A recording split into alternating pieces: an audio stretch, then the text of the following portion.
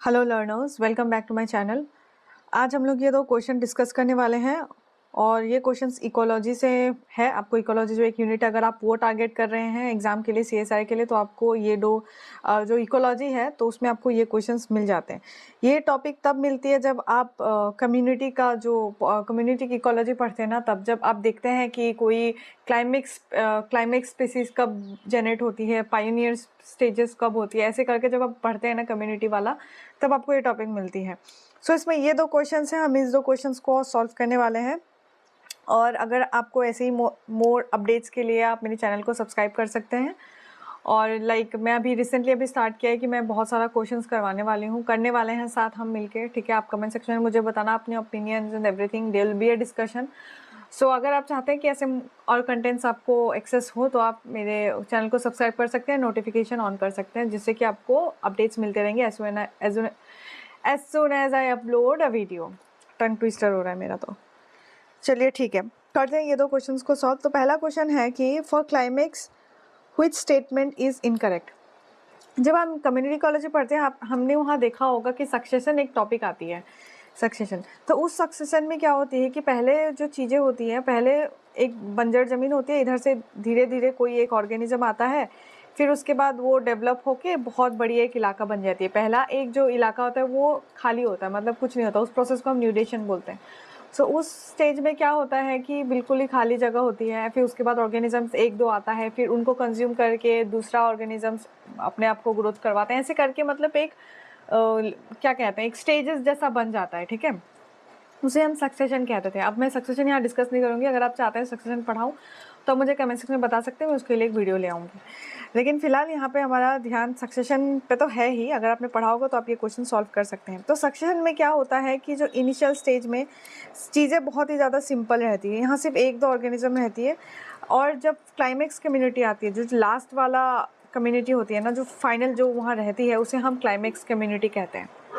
ठीक है, तो यहाँ तक हमने समझ ली कि जो लास्ट में जो फाइनल कम्युनिटी होती है उसे हम कहते हैं क्लाइमेक्स कम्युनिटी, और स्टार्टिंग में जो होती है उसे हम पियोनियर कम्युनिटी कहते हैं।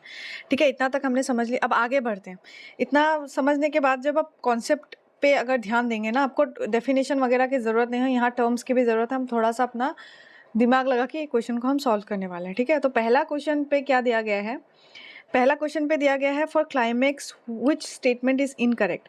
अब क्लाइमेक्स कम्युनिटी के लिए कौन सी स्टेटमेंट इनमें से इनकरेक्ट है, कौन सा गलत है। ठीक है, अब ये करने से पहले यहाँ पे हमारा 4 ऑप्शन दी गई है, और 4 ऑप्शन में से मैं आपको बता देती हूँ कि ये क्वेश्चन करने के लिए आपको एक्सप्लॉइटेशन कंपटीशन और इंटरफेरेंस कंपटीशन के बारे में जानना होगा।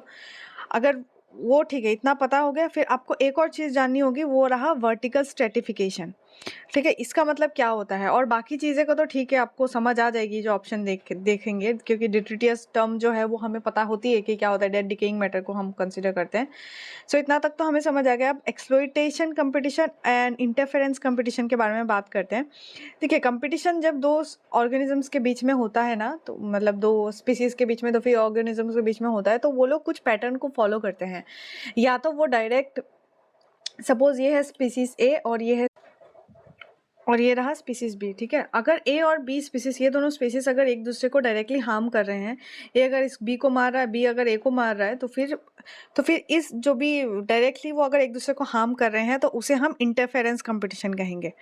ठीक है, इंटरफेरेंस कंपटीशन कहेंगे, ये दोनों एक दूसरे को हार्म कर रहे हैं। एंड ये तो ठीक है, इतना समझ आ गया। अब दूसरा जो एक कंपटीशन का टाइप होता है वो होता है एक्सप्लॉइटेशन कंपटीशन। अब उसमें क्या होता है कि वो एक दूसरे को एक्सप्लॉइट कर रही होती है। ये हो गया ए और ये हो गया बी, ये दोनों खाते हैं, सपोज ये दोनों खाते हैं बनाना को। ठीक है, और यहाँ पे एक बनाना रखा हुआ है। सो ये ए भी खाता है बनाना को, बी भी खाता है बनाना, तो अगर एक बनाना ज़्यादा खा दिया तो बी को कम मिलेगी, अगर बी ने बनाना ज़्यादा खा दिया तो ए को कम मिलेगी। सो ये दोनों डायरेक्टली तो एक दूसरे को हार्म नहीं कर रहे हैं, लेकिन इनडायरेक्टली एक दूसरे को हार्म कर रहे हैं, एक दूसरे के सर्वाइवल को कम करने की कोशिश कर रहे हैं। सो इसको हम बोलते हैं एक्सप्लॉइटेटिव। ठीक है, ये दोनों एक दूसरे को क्या कर रहे हैं, एक्सप्लॉइट कर रहे हैं। ठीक है, ये दोनों समझ में आ गया हमें, इंटरफेरेंस और एक्सप्लॉइटेटिव। ठीक है, समझ आ गया। अब उसके आगे बढ़ते हैं, एक और दूसरा टर्म आ रहा है वर्टिकल स्ट्रेटिफिकेशन। तो वर्टिकल स्ट्रेटिफिकेशन में जाने से पहले मैं आपको ये बता देती हूँ कि इंटरफेरेंस और एक्सप्लॉइटेटिव कम्युनिटी का ना जो क्लाइमेक्स कम्युनिटी के साथ क्या रिलेशन है। देखिए, जब क्लाइमेक्स कम्युनिटी मतलब क्या, जो फाइनल आप एक सिनेरियो की तरह इमेजिन कीजिए, आप एक पर्टिकुलर बंजर ज़मीन में गए हैं, वहाँ पे कोई नया-नया स्पीशीज़ आपने देखा, वो आफ्टर सम टाइम वो इवॉल्व होके कुछ बने, फिर कुछ बने, फिर इतना ज़्यादा डेवलप हो गया है कि एक बहुत ज़्यादा बड़ा इलाका बन गया। ठीक है? एक बहुत ज़्यादा बड़ा इलाका बन गया जहाँ बड़े-बड़े पेड़ हैं, फिर अलग-अलग जानवर हैं, बहुत सारा कुछ है। मतलब विद टाइम वो इवॉल्व होके एक अच्छी डेवलपमेंट जैसा हुआ है उसपे। सो जब इनिशियल स्टेज में रहते होंगे, सो क्या इनिशियल स्टेज में आपको लगता है कि वो दोनों एक-दूसरे को डायरेक्टली हार्म करते होंगे? क्योंकि अगर इनिशियल स्टेज में अगर एक-दूसरे को वो डायरेक्टली हार्म करेंगे, तब ऐसा भी हो सकता है कि वो आगे के स्टेजेस में वो पहुँचे ही ना, ठीक है? अगर ए बी को मार रहा है, बी ए को मार रहा है, आपस में इतना ज़्यादा मतलब स्पाइट वाला वो रिलेशन होता है ना, अगर एक-दूसरे को इतना ज़्यादा मारपीट कर रहे हैं कि वो आगे उनका सक्सेशन हो ही ना, तो उस कंडीशन को हम अवॉइड करते हैं। दैट मीन्स कि जो इंटरफेरेंस वाला है ना, उस कंडीशन को हम अवॉइड करते हैं। और एक्सप्लॉइटेशन वाला जो होता है ना, जिसमें हम इनडायरेक्टली जब वो कंपटीशन करते हैं, वो वाला होता है इनिशियल स्टेज में। मतलब कि ए और बी दोनों ही किसी फूड को खाने वाले हैं, और ए अगर ज़्यादा खा लिया तो बी मर जाएगा, बी ज़्यादा खा लिया तो ए मर जाएगा। सो ये एक्सप्लॉइटेशन वाला जो केस होता है वो शुरुआत में होता है। वो क्यों होता है? क्योंकि वो डायरेक्टली एक-दूसरे को हार्म नहीं कर रहे होते, क्योंकि उनको उनमें एक सर्वाइवल वाली चीज़ें होनी चाहिए, विद टाइम वो इवॉल्व होनी चाहिए। तो इनिशियल स्टेज में वो क्या करते हैं, वो एक्सप्लॉइटेशन वाला कॉम्पिटिशन अडॉप्ट करते हैं, ठीक है? इनिशियल स्टेज में वो डायरेक्टली हार्म नहीं कर सकते। लेकिन जब इंटरफेरेंस वाला जब बात आ जाएगा, जब चीज़ें बहुत ज़्यादा कॉम्प्लिकेट हो जाएगी, चीज़ें क्लाइमेक्स कम्युनिटी में पहुंच जाएगी, क्लाइमेक्स मतलब टुवर्ड्स द एंड, बहुत सारे ऑर्गेनिजम्स आ गए हैं उसमें, और वो क्या करता है, वो एक दूसरे को अब इनडायरेक्ट वाला खेल नहीं खेलेंगे, वो सीधा डायरेक्ट वार करेंगे। क्योंकि रिसोर्सेस या तो एकदम ही कम हो गया होगा, है ना? 2 कंडीशन हो सकता है, क्योंकि क्लाइमेक्स में बहुत सारी कम्युनिटीज़ आ जाती है, बहुत सारी स्पीशीज़ आ जाती है, तो रिसोर्सेस इतना कम हो जाता होगा कि अब उनमें एक्सप्लॉइटेशन वाला चीज़ें थी रही ही नहीं। वो डायरेक्ट एक-दूसरे को हार्म करती है, एक-दूसरे को खाती है, उसके बाद जो सर्वाइव करता है, वो आगे फ्लोरिश कर जाती है। ठीक है? सो इनडायरेक्ट कंपटीशन क्या होती है कि इनडायरेक्ट कंपटीशन हम एक्सप्लॉइटेशन में बोलते हैं, और ये हमारा जो है पियोनियर स्टेजेस में, जो स्टार्टिंग वाले स्टेजेस में, जब वो टेम्परेरी स्टेजेस होते हैं ना, उसमें हम देखने को मिलते हैं, क्योंकि ये बहुत ही ज़्यादा सिंपल माना जाता है। फिर जब क्लाइमेक्स कम्युनिटी की तरफ हम बढ़ते हैं, तो वो इंटरफेरेंस की तरफ बढ़ता है, जब वो डायरेक्टली एक दूसरे को हार्म करते हैं और काम खत्म। मतलब इतना ज़्यादा चूसने नहीं रखते कि इनडायरेक्टली करते नहीं, डायरेक्टली काम कम्पीट करके वो काम खत्म कर देते हैं। ठीक है, यहाँ हमने समझ ली। अब हम पढ़ते हैं वर्टिकल स्ट्रेटिफिकेशन के तरफ। वर्टिकल स्ट्रेटिफिकेशन किसे कहते हैं? देखिए, वर्टिकल स्ट्रेटिफि 2 चीज़ें होती हैं, एक होती है हॉरिजॉन्टल होती है, एक होती है वर्टिकल होती है। हॉरिजॉन्टल में क्या होती है कि अ, हाँ, हॉरिजॉन्टल में क्या होता है, पहले देखिए बैक्टीरिया आया, फिर थोड़ा-सा इवॉल्व होके इधर चूहे आए, मतलब थोड़े-थोड़े इंसेक्ट्स आए, चीज़ें आई, फिर उसके बाद इंसेक्ट्स के बाद थोड़ा-सा बड़े एनिमल्स आए, जैसे शिप हो गया, गोट हो गया, डॉग हो गया, ये सारी चीज़ें आई। फिर उसके बाद थोड़े बड़े एनिमल्स आए, जैसे लायन, टाइगर हो गया, फिर उसके बाद पेड़ भी बहुत सारा इवॉल्व हुआ, फ्लोरा, फौना बहुत ज़्यादा बढ़ गया। ये सब बढ़ने के बाद ये जो ऐसे-ऐसे स्टेप वाइज़ हो रहा है ना, इसे हम हॉरिजॉन्टल स्ट्रैटिफिकेशन कहते हैं। ठीक है? ऐसे-ऐसे करके जब बढ़ रहा है, उसे हम हॉरिजॉन्टल स्ट्रैटिफिकेशन कहते हैं। अब ये हॉरिजॉन्टल स्ट्रैटिफिकेशन तो हमें समझ आएगा, लेकिन हमारा काम किससे है? हमारा काम है वर्टिकल स्ट्रैटिफिकेशन से। सो मैं आपको बताती हूँ वर्टिकल स्ट्रैटिफिकेशन क्या होता है। वर्टिकल स्ट्रैटिफिकेशन में क्या होता है कि सबसे पहले देखिए, यहाँ पे एक ट्री हो गया, ठीक है? मतलब कि जब मैंने आपको कहा ना हॉरिजॉन्टल वाला, दैट डजंट मीन कि सक्सेशन की स्टेप मैं आपको नहीं बता रही हूँ, बस मैं आपको बता रही हूँ कि चीज़ें हॉरिजॉन्टली चल रही है, मतलब वर्टिकली नहीं चल रही है, मतलब एक लेयर की तरफ से चल रही है कि इसके बाद ये, इसके बाद एक, समझ रहे हैं? फिर उसके बाद जब हम वर्टिकल में आएंगे, वर्टिकल में देखते हैं कि सबसे पहले यहाँ पे ना ग्राउंड में सपोज यहाँ पे फॉरेस्ट वाला वो हो गया, ग्रास हो गया, ठीक है? ग्राउंड में ग्रास हो गए, फिर उसके बाद थोड़े बड़े हुए, फिर श्रब्स हो गए, ठीक है? फिर उसके बाद थोड़े बड़े हुए, फिर प्लांट वाला फॉर्म हो गया, फिर उसके बाद थोड़े बड़े हुए, तो यहाँ पे क्या हो गया, ट्रीज हो गए। मतलब ये एक लेयर की तरह चल रही है, राइट? पहले ये हो गया, फिर उसके बाद ये, फिर उसके बाद ये, फिर उसके बाद ये। सो ये जो एक लेयर टाइप का बन रहा है ना, जो डेट इज वर्टिकली, राइट? ये वर्टिकली हो रहा है, तो इस चीज को हम बोलते हैं वर्टिकल स्ट्रेटिफिकेशन। ठीक है? अब आपको ये क्लाइमेक्स कम्युनिटी से कैसे रिलेट करना है? अब देखिए, कोई एक बंजर जमीन है, ये एक बंजर जमीन है, तो ऑब्वियसली यहाँ से स्टार्टिंग में ही जो पियोनियर वाले स्टेजेस होते हैं, ऐसा नहीं होता कि स्टार्टिंग में एक बड़ा सा आपको पेड़ मिल जाएगा, नहीं होता। और ऐसा भी नहीं होता कि स्टार्टिंग में आपको जो हॉरिजॉन्टल वाला फॉर्म करके सीधा आपको यहाँ पे जो अल्टीमेट क्लाइमेक्स कम्युनिटी मिलेगा, नहीं होता। सो क्या होती है कि धीरे धीरे चीज़ें इवॉल्व होती है, राइट? धीरे धीरे बहुत ही स्लो प्रोसेस में होती है। सो वर्टिकल स्ट्रेटिफिकेशन अब जब इनिशियल स्टेज में वो ग्राउंड में ग्रास बन के रहेगी, फिर थोड़े से डेवलप होंगे तो श्रब्स बनेंगे, फिर उसके बाद डेवलप होंगे तो ट्रीज बनेंगे। सो हमें इस केस में वर्टिकल स्ट्रेटिफिकेशन हमें क्या मिल रहा है, वर्टिकली कैसे वो ग्रो कर रही है, इंक्रीज हो रही है, वर्टिकल स्ट्रेटिफिकेशन इंक्रीज हो रही है। अगर डिक्रीज होती तो वो हमेशा ग्रास लेवल पे ही रहती, वो बड़े होके प्लांट वन फॉर्म करने का उसको मन ही नहीं करता। सो अगर डिक्रीज हो रही होती तो, लेकिन हमें ये पता है ना कि जब जब चीज़ें क्लाइमेक्स कम्युनिटी की तरफ हम बढ़ते हैं तो क्या होती है, वर्टिकली चीज़ें क्या होती है, डेवलप होती है, वर्टिकली चीज़ें इंक्रीज होती है। ठीक है, अब हमें समझ आ गया वर्टिकल स्ट्रेटिफिकेशन पे, और बाकी सारे टर्म्स तो हमें पता ही है। तो हम देखते हैं कि इसका आंसर क्या होने वाला है।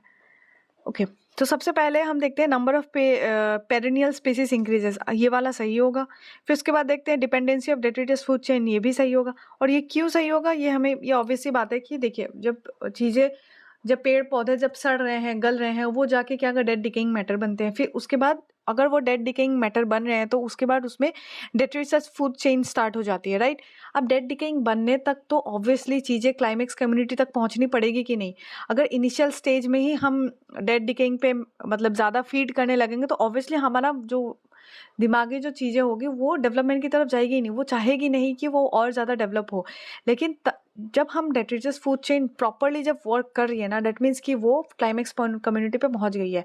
अब कुछ चीज़ें मर गई है बीच बीच में ही, तो वो उसको रिसाइकल करके फिर वापस ग्रो होना, ये सारी चीज़ें डेट्रिटस फूड चेन में आ जाती है, और वो क्लाइमेक्स कम्युनिटी में हमें ज़्यादा देखने को मिलेगी। आप वैसे भी अगर आप एनालाइज करें तो इसके लिए आपको कोई नोट्स की ज़रूरत नहीं है, आप वैसे ही अपना दिमाग लगा के थोड़ा सा इमेजिन कर सकते हैं कि ऐसा हो सकता है। ठीक है, ये तो ठीक है, dependency of detritus food chain increases, of course ये होता है। एंड थर्ड जो होती है वर्टिकल स्ट्रेटिफिकेशन इन कम्युनिटी इंक्रीजेस, ये भी हमने देखा था कि क्लाइमेक्स कम्युनिटी पे स्टार्टिंग में पियोनियर स्टेजेस पे ऐसे होंगे, फिर जब धीरे धीरे होगी तो वो बढ़ जाएगी, पेड़ चीज़ें क्या हो जाएगी, वर्टिकली वो ग्रो होने लगेगी। So this is known as vertical stratification, और ये ऑफकोर्स ये इंक्रीज होती है। इतना हमने समझ ली। अब ये वाला पॉइंट भी सही हो गया, फर्स्ट सेकंड थर्ड तो सही हो गया, और बचा क्या, फोर्थ। अगर फर्स्ट सेकंड थर्ड हमें पता है कि सही है तो ऑब्वियसली फोर्थ वाला गलत हो ही जाएगा।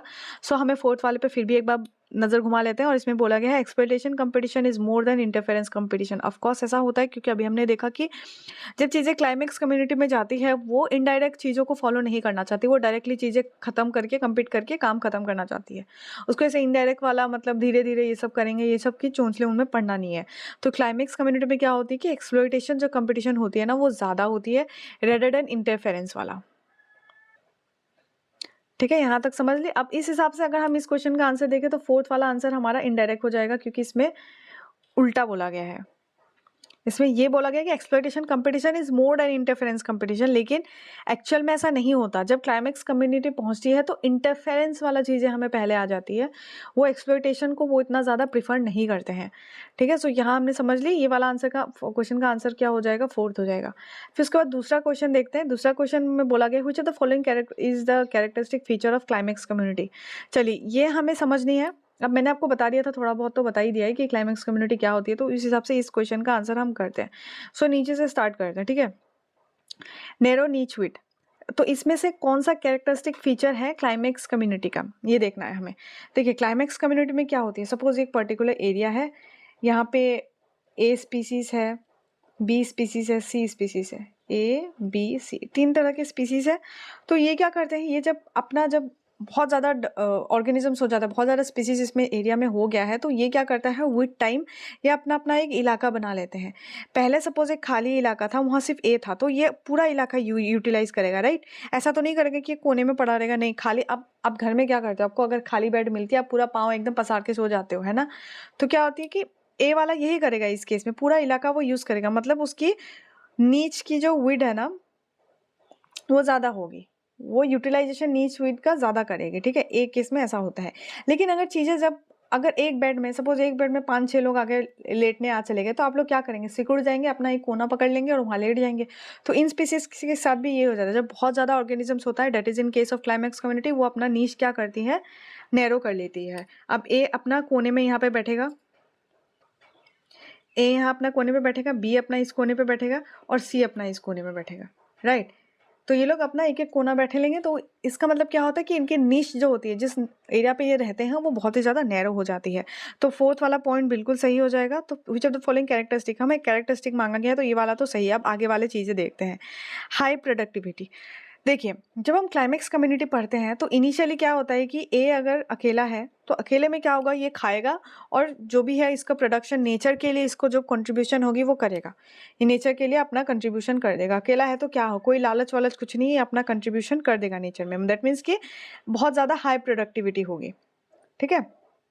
लेकिन विथ टाइम जब ये अकेला था तब तो ठीक था, ये प्रोडक्टिविटी था, लेकिन विथ टाइम अगर ए के साथ बी भी आया, बी के साथ सी, डी आया, तो ये एक दूसरे को जो होती है ना, एक दूसरे से फाइट करने में इनकी एनर्जी वेस्ट हो जाती है। फिर कम्पीट करने के लिए और उसके बाद फूड रिसोर्सेज ढूंढने के लिए, क्योंकि खाने की भी स्कैर्सिटी हो जाती है, ये सब करने में उसको बहुत ज़्यादा एनर्जी लॉस हो जाता है, अपने आप को मेंटेन करने में उसकी बहुत ज़्यादा एनर्जी लॉस हो जाती है। सो इसके वजह से वो क्या करती है, वो एनवायरनमेंट में नेचर को वो क्या करती है, एनर्जी क्या करती है, बहुत कम देती है। दैट मीन्स कि नेचर को वो प्रोडक्टिविटी बहुत ज़्यादा कम देती है, देने लगते हैं, प्रोडक्टिविटी इतना ज़्यादा वो उनकी नहीं होती। सो दैट मीन्स कि क्लाइमेक्स कम्युनिटी में हमें कम प्रोडक्टिविटी मिलती है, राइट? बहुत ज़्यादा ऑर्गेनिज्म से तो कम प्रोडक्टिविटी मिलती, तो ये वाला ऑप्शन, तो थर्ड वाला ऑप्शन हमारा गलत हो गया। एंड देन उसके बाद आते हैं सेकेंड वाला ऑप्शन पे। तो जब हम सेकेंड कंडीशन पे आते हैं, उसके बाद सेकेंड वाले कंडीशन में बोला गया है हाई रेजिलियंस, ठीक है? अब ये तो समझ आ गया, हाई तो मतलब कुछ तो हाई हो रहा है। एंड उसके बाद देख रहे हैं हम यहाँ पे एक टर्म मेंशन है, रेजिलियंस, ठीक है? रेजिलियंस। अब इस टर्म का मतलब क्या होता है? देखिए, रेजिलियंस का मतलब होता है कि कोई चीज़ को कैसे आप कोप अप करके खड़े हो जाते हैं फिर से, मतलब, ठीक है? अगर देखिए, मैं अपना बताती हूँ कि फॉर एग्जांपल कि मुझे कुछ हुआ है और मैं मतलब मुझे किसी ने बहुत ख़राब से बोल दी, डीमोटिवेट कर दी कि तुम कुछ नहीं कर सकती, ये वो फलाना ठिकरा वो बोल दी उन्होंने मुझे। वो सुन के मैं बहुत ही ज़्यादा डीमोटिवेट हो गई हूँ, मैं जाके कहीं बैठ गई हूँ चुपचाप और मैंने सब काम धाम छोड़ दिया है, अपना सब कुछ छोड़ दिया, ठीक है? सो उस केस में मेरी रेजिलियंस जो होती है वो लो हो जाएगी। लेकिन अगर उस आदमी के बोलने से अगर मुझे कुछ फ़र्क नहीं पड़ा एंड देन मैं और स्ट्रॉन्ग बन के निकल आई उस सिचुएशन से, और ज़्यादा, नो मैटर कि बहुत ज़्यादा एक्सट्रीम कंडीशन था, लेकिन फिर भी मैं अगर उभर के आई हूँ, तो फिर मैं अब कहूँगी कि मेरा जो क्वालिटी है वो बहुत ही ज़्यादा रेजिलियंट है, ठीक है? सो ऐसा जब सुनते हैं तो हम देखते हैं कि ऑर्गेनिजम्स के साथ भी ये होता है। जब नया-नया चीज़ें होती है ना, सपोज़ कुछ एक यहाँ पे एक बंजर सी ज़मीन है, ठीक है? एक बंजर सी ज़मीन है, क्योंकि हम ये बंजर सी ज़मीन बार-बार इसीलिए कह रही हूँ क्योंकि हम यहाँ सक्सेशन पढ़ रहे हैं, और सक्सेशन की प्राइमरी स्टेज होती है एक म्यूटेशन वाला स्टेज, जिसमें सारा इलाका क्या होता है, खाली होता है, कुछ भी ऑर्गेनिज़्म नहीं होती। सो सिंस यहाँ पे खाली इलाका है, अब यहाँ पे कोई कुछ नहीं है, यहाँ पे कोई फैसिलिटी यहाँ पे नहीं है, आपको यहाँ पे नहीं मिलेगी कि यहाँ पे ऑर्गेनिजम्स पहले से ही हो, आपको फूड रिसोर्सेज बहुत ज़्यादा हो, पेड़ पौधे बहुत ज़्यादा, ऐसा नहीं होती, क्योंकि तुम पहले जा रहे हो एक पर्टिकुलर सिचुएशन में, तो तुम्हें पहले वहाँ का माहौल झेलनी पड़ेगी, ठीक है? अब गया कोई बंदा यहाँ पे, ठीक है, कोई एक पर्टिकुलर बैक्टीरिया गया है, सपोज इकोलाई आ गया, सो ये आया तो इसको यहाँ पे चीज़ें फेवरेबल नहीं मिली, ठीक है? सो इकोलाई ने चीज़ों को अपने हिसाब से यहाँ बनाना शुरू किया, अपने हिसाब से बनाया, फिर उसके बाद भले ही इसकी कंडीशन बहुत ही ज़्यादा एक्सट्रीम थी, नए-नए केस में, स्टार्टिंग के फेज़ में, शुरुआती कंडीशन में ज़्यादा सुविधाएँ नहीं थी इसके पास, लेकिन फिर भी इकोलाई ने अपने आप को ऐसा रेडी किया, इतना स्ट्रॉन्ग बना वो, इतना रेज़िलिएंट बना कि वो विद टाइम वो वहाँ पे सर्वाइव कर गया।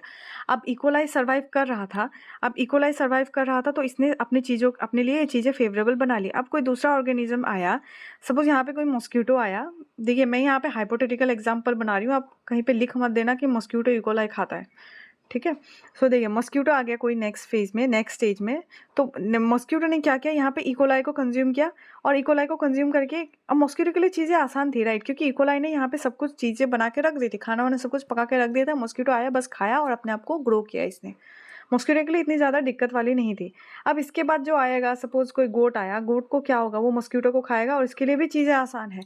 विद टाइम, जैसे सबसे लास्ट में जब हमारा लायन भाई साहब आए, उनके लिए तो बहुत ही ज़्यादा आसान होगी, क्योंकि इसके पास इकोलाई ने जो बनाया था उसकी फैसिलिटीज़ भी है, मॉस्क्यूटो ने जो बनाया था वो भी फैसिलिटी है, फिर गोट के लिए जो बनाया था उसके लिए भी फैसिलिटी। तो यहाँ लायन क्या होता है, थोड़ा-सा इतना स्ट्रॉन्ग नहीं होता, उसकी जो रेजिलियंस, जो उसकी पावर होती है, बहुत ही ज़्यादा कम होती है क्लाइमेक्स की तरफ जब हम बढ़ते हैं। सो इसमें हमें सेकंड ऑप्शन गलत हो जाता है, क्योंकि इसमें बोला गया है हाई रेजिलियंस। तो वो देखिए, लायन के केस में क्या हो रहा है कि वो अपने आप को, वो स्ट्रॉन्ग, ऑल्दो वो स्ट्रॉन्ग है, वो मार-पीट करने में, खाने-पीटने में बहुत ज़्यादा स्ट्रॉन्ग है, लेकिन वो उस लायन को किसी बंजर ज़मीन में जाकर छोड़ दोगे, वो वहाँ सर्वाइव नहीं कर पाएगा ईज़िली, वो मर जाएगा 2 दिन बाद। लेकिन अगर कोई शुरुआती स्टेज में अगर कोई इकोलाई किसी बंजर ज़मीन में जाए, वो अपने आप को आराम से खा पी के सर्वाइव करके, उस एक्सट्रीम कंडीशन में भी चीज़ें फेवरेबल नहीं थी, फिर भी वो अपने आप को डेवलप करके मतलब आगे की स्टेजेस को के लिए उसने चीज़ें आसान कर दी है।